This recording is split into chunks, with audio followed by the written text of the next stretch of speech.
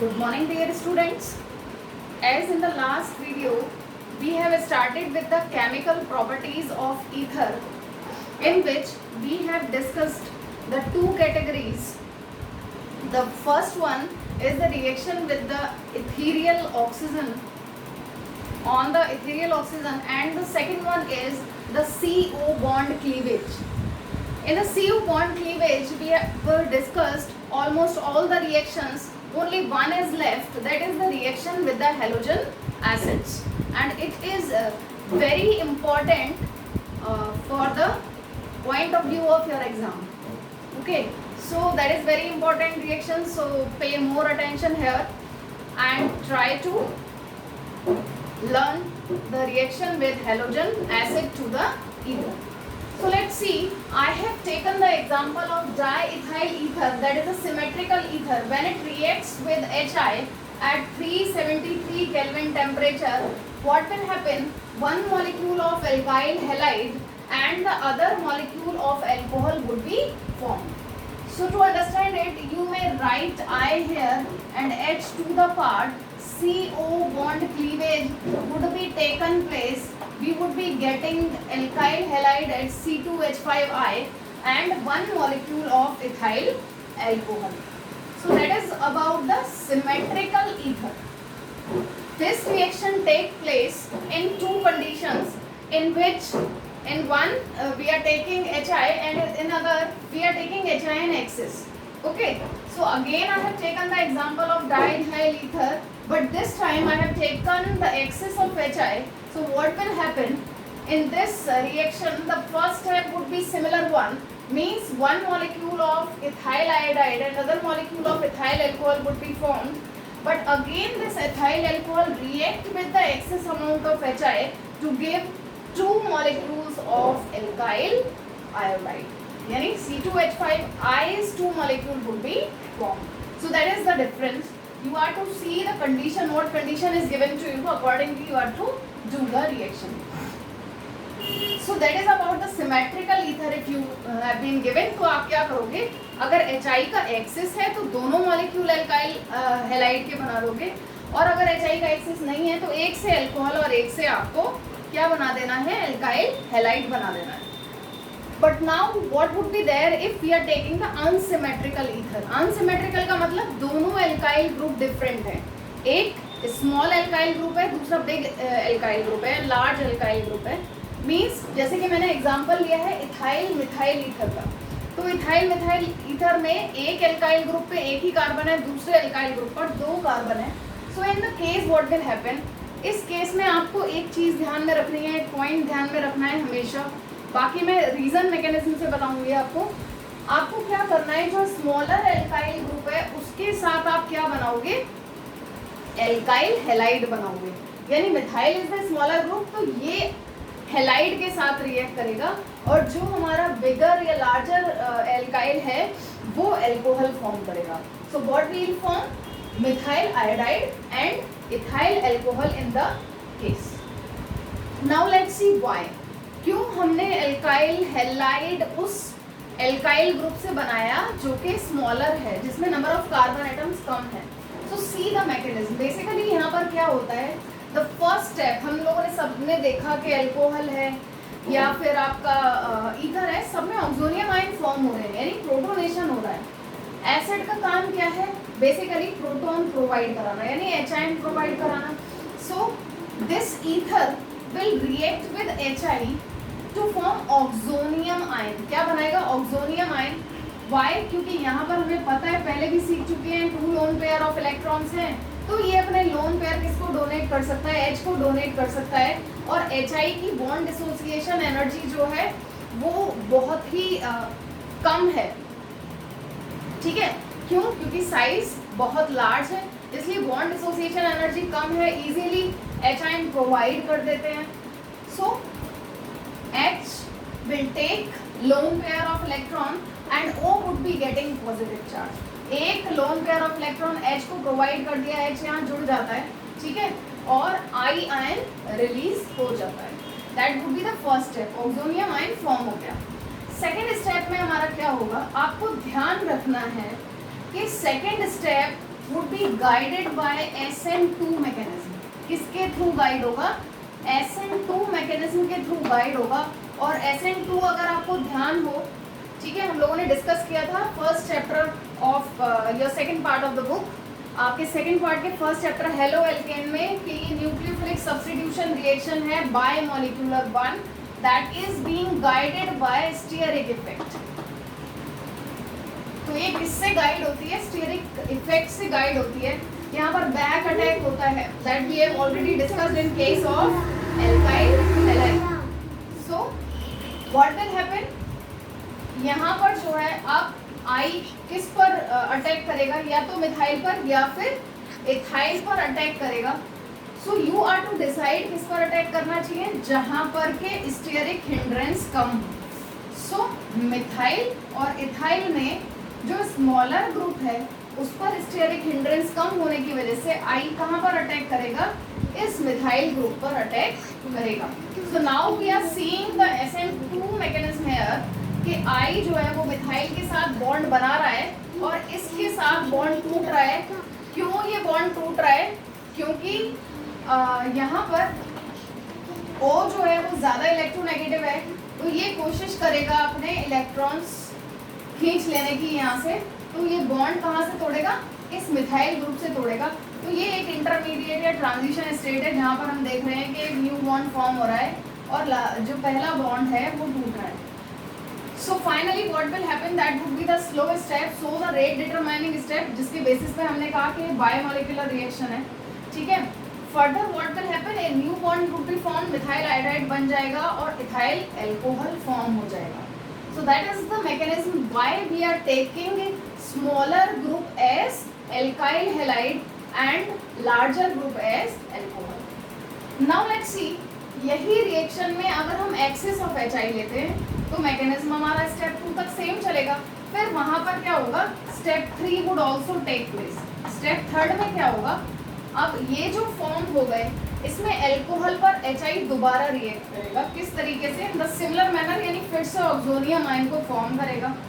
यानी इस H पर ये लोन पेयर जो है वो O के प्रोवाइड किए जाएंगे और again oxonium salt would be form जिसमें O पर कैसा चार्ज आ जाएगा? पॉजिटिव, क्योंकि इसने अपने लोन पेयर को डोनेट किया H को. I ion would be released and it will again attack on. Now there is no choice. अब इसके पास कोई चॉइस ही नहीं है, इथाइल ही है, तो इथाइल पर अटैक करके इथाइल आयोडाइड बनाएगा.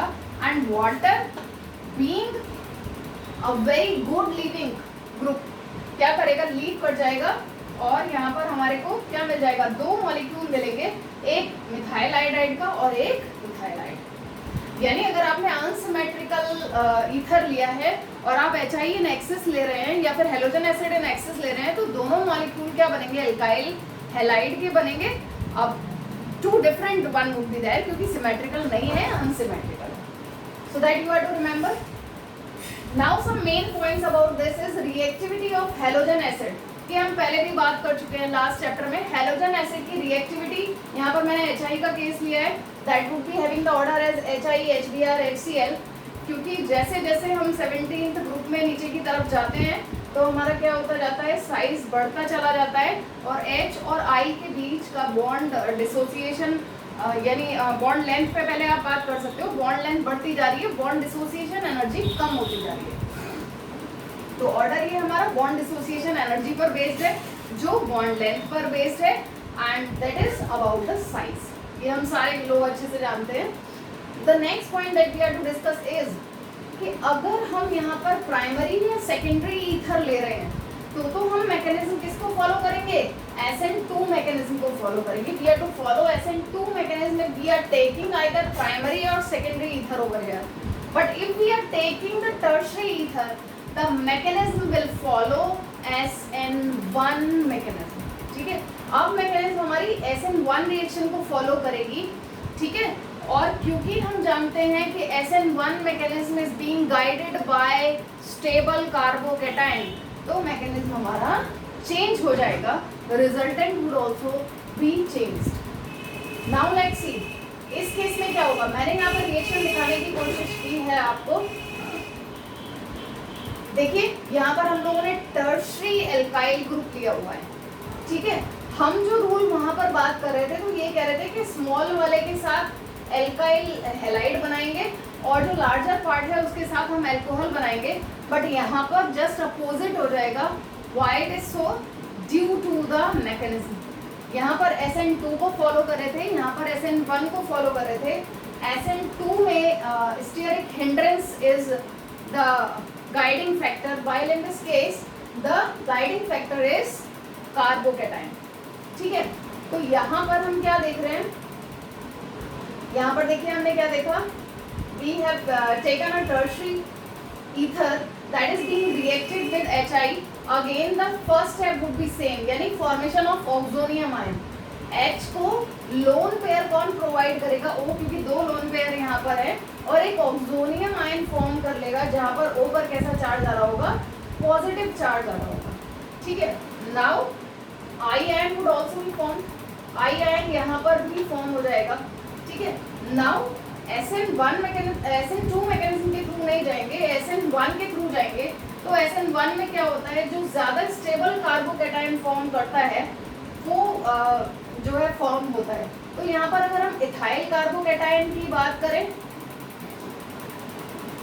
और यहाँ पर हम टर्शरी कार्बोकैटायन की बात करें तो टर्शरी इज मोर स्टेबल, इसलिए ये कार्बोकैटायन फॉर्म करेगा। टर्शरी पार्ट जो है हमारा वो कार्बोकैटायन फॉर्म करेगा। ये टर्शरी क्यों है? क्योंकि जिस कार्बन से ग्रुप जुड़ा है वो फर्दर 3 कार्बन से डायरेक्टली जुड़ा हुआ है। Tertiary carbocation would be formed और ये क्या फॉर्म कर जाएगा? ये CO बॉन्ड क्लीवेज हो जाएगा और इथाइल अल्कोहल फॉर्म होगा। Now this step is the slow step, means rate determining step, इसलिए हमने इसको कहा यूनिमॉलिक्यूलर न्यूक्लियोफिलिक सब्स्टिट्यूशन रिएक्शन, क्योंकि केवल सिंगल पर डिपेंड कर रहा है, यहाँ पर ये दोनों पर ही डिपेंड कर रहा है, यहाँ पर ये सिंगल स्टेप है। Now let's see, now I ion would attack on what? जो कार्बोकैटायन है ऑब्वियसली उसी पर अटैक करेगा और फाइनली क्या बनाएगा? जो हमारा लार्जर पार्ट है वो एल्काइल हैलाइड फॉर्म कर रहा है, जबकि जो हमारा स्मॉल एल्काइल पार्ट था उसने क्या बना दिया? एल्कोहल, क्योंकि जो लार्जर वन है या टर्शरी जो है हमारा वो ज़्यादा स्टेबल कार्बोकैटायन फॉर्म करता है। So it is being guided by stable carbocation that you want to remember.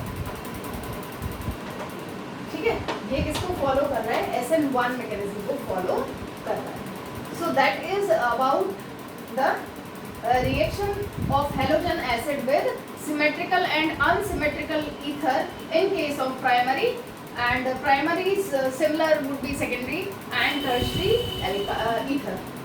So now we'll see कि अगर हम phenolic ether की बात कर रहे हैं, ठीक है, तो मैंने यहाँ पर किसका एग्जांपल ले लिया? एनीसॉल का। एनीसॉल क्या है? That on the benzene ring we are having OCS group। ये क्या होता है? एनीसॉल। आपको कई बार इसका नाम बता चुकी हूँ मैं। So anisole when react with halogen acid at 373 kelvin temperature, तो क्या होना चाहिए? इसमें भी ये इसी तरीके से एक को एल्काइल हैलाइड और दूसरे को अल्कोहल फॉर्म करना चाहिए। और जहाँ हमने अनसिमेट्रिकल का रोल पढ़ा था और ये बोला था आपसे कि स्मॉलर पार्ट एल्काइल हैलाइड बनाएगा, बिगर पार्ट अल्कोहल बनाएगा, तो उस हिसाब से हमारा क्या होना चाहिए? फिनॉल बन जाना चाहिए और स्मॉलर पार्ट यानी मिथाइल को क्या बना जाना चाहिए? मिथाइल आयोडाइड फॉर्म करना चाहिए। And that would be the case, but being here what is the reason behind it? इसके लिए रीजन क्या है ध्यान में रखना है आपको कि अगर हम आई का अटैक दिखाते हैं तो we are having methyl as well as phenyl group over here. ठीक है, तो पहली चीज SN2 मैकेनिज्म से जा रहा है, ऑब्वियसली जो है स्मॉलर पर आई अटैक करेगा। द नेक्स्ट थिंग इज ये जो बॉन्ड है, ये वाला जो CO क्लीवेज है, that is not that much easy at this CO bond cleavage is easy. ऐसा क्यों है? क्योंकि इन दोनों के बीच का CO बॉन्ड क्लीवेज इजी नहीं है। क्यों नहीं है? We know that O, just because of O it shows plus R effect, और plus R effect शो करने की वजह से यहाँ पर डबल बॉन्ड कैरेक्टर अपीयर हो जाएंगे, यानी ड्यू टू रेजोनेंस यहाँ पर डबल बॉन्ड कैरेक्टर अपीयर होंगे। दूसरी चीज, इस कार्बन का हाइब्रिडाइजेशन sp2 हाइब्रिडाइजेशन है, जिसकी वजह से बॉन्ड लेंथ कम हो जा रही है और इस बॉन्ड को तोड़ना आसान नहीं है। इसलिए यहाँ पर क्या फॉर्म होगा, फिनॉल फॉर्म होगा, यानी बॉन्ड ये वाला क्लीव होगा, CH3I बनेगा और फिनॉल फॉर्म हो जाएगा। Okay, and if suppose we are talking about benzyl ether, यहाँ पर तो फिनाइल ईथर की बात हो गई, लेकिन अगर हम बेंजाइल ईथर की बात करें तो बेंजाइल ईथर के केस में SN1 मैकेनिज्म फॉलो होगा। बेंजाइल हमारा ग्रुप क्या होता है, that we have already discuss कि बेंजाइल ग्रुप हमारा क्या होता है, जब रिंग के ऊपर CH2 आता है, ठीक है, जब रिंग के ऊपर CH2 आता है ये हमारा बेंजाइल ग्रुप होता है। तो ये हमने जो ईथर लिया है यहाँ पर बेंजाइल ईथर लिया है, इस केस में आपको ध्यान रखना है बिल्कुल इसी तरीके से SN1 मैकेनिज्म फॉलो होगा, ठीक है। यहाँ पर मैं टर्शरी की जगह क्या ले लेती हूँ, अगर मैं यहाँ बेंजाइल ले लेती हूँ तो देखिए यहीं पर बता दे रही हूँ आपको, ये हो गया हमारा बेंजाइल इथाइल ईथर, ठीक है। तो मैकेनिज्म बिल्कुल ऐसे ही होगा कि H को ये लोन पेयर प्रोवाइड करेगा और क्या बना जाएगा हमारा ऑक्सोनियम आयन फॉर्म करेगा like this,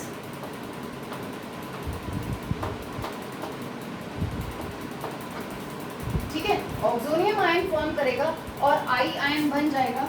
as I have told you कि SN1 मैकेनिज्म फॉलो होगी, तो SN1 मैकेनिज्म में स्टेबल कार्बोकैटायन को हम देखते हैं एंड वी नो कि इथाइल की जगह हमारा जो बेंजाइल कार्बोकैटायन होगा वो ज़्यादा स्टेबल है। फिनाइल कार्बोकैटायन नहीं बनता लेकिन बेंजाइल बनता है और ये क्या बनाता है, रेजोनेंस भी शो करता है, तो रेजोनेंस की वजह से स्टेबलाइज हो जाता है, ठीक है। सो यहाँ पर हमारा क्या बन जाएगा, इथाइल एल्कोहल फॉर्म हो जाएगा and benzyl carbocation would be form, ठीक है। So due to participation in resonance यहाँ पर हमारा बेंजाइल कार्बोकैटायन फॉर्म हो गया और अब ये जो बेंजाइल कार्बोकैटायन है जब इस पर I आयन अटैक करेगा तो finally we would be getting benzyl iodide CH2I and ethyl alcohol.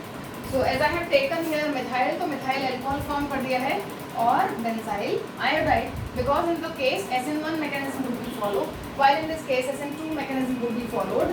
और यू में से यहाँ पर साफ पता चल रहा है कि इस बॉन्ड को आप तोड़ नहीं सकते हैं easily in comparison to the single bond, because it is not actually the single bond, it is about the double bond. So that is all about the reaction with the halogen acid, ठीक है। अच्छे से समझने की कोशिश करेंगे, इस पर क्वेश्चंस आते हैं एग्जाम में बहुत ज़्यादा। अगर ईथर पे क्वेश्चन आता है तो इस पर क्वेश्चन ज़रूर आता है किसी न किसी तरीके से, आपको कोई भी पर्टिकुलर एग्जाम्पल लेके पूछ सकते हैं, रीज़न पूछ सकते हैं आपसे, कंसेप्चुअल क्वेश्चन बनते हैं। सो मैकेनिज्म अच्छे से समझ में आ गई होगी तो आराम से समझ में आएगा। And if is there any problem you can ask and can solve your problem. So do practice for that, अच्छे से प्रैक्टिस कीजिए और इजीली आप जो है इस रिएक्शन को कर पाएंगे। That is really very important. Thank you.